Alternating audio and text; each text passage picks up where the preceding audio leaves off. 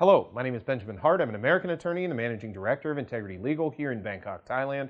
As the title of this video suggests, we're discussing traveling to Thailand from the USA. We're specifically discussing this in sort of the post-COVID response period here at the beginning of 2021. We're currently dealing with not a lockdown apparently, but more stringent measures associated with attempting to deal with the COVID-19 situation.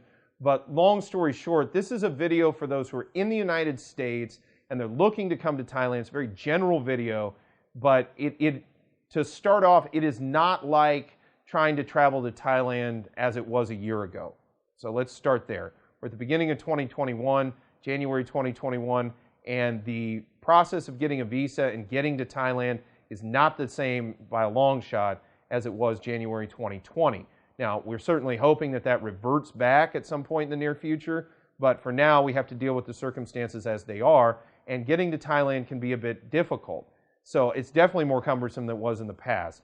First of all, yes, visa exemptions are back, but all folks who are looking to come to Thailand are required to get a certificate of entry. This is in addition to whatever visa status they are getting. And the thing to take away from this video is this is separate and apart from a visa.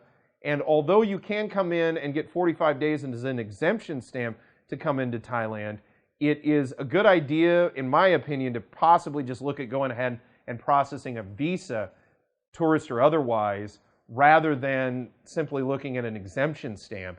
Because using a visa, you've got to process a certificate of entry anyway. Might as well go through the process and get more time for lawful status here in the kingdom.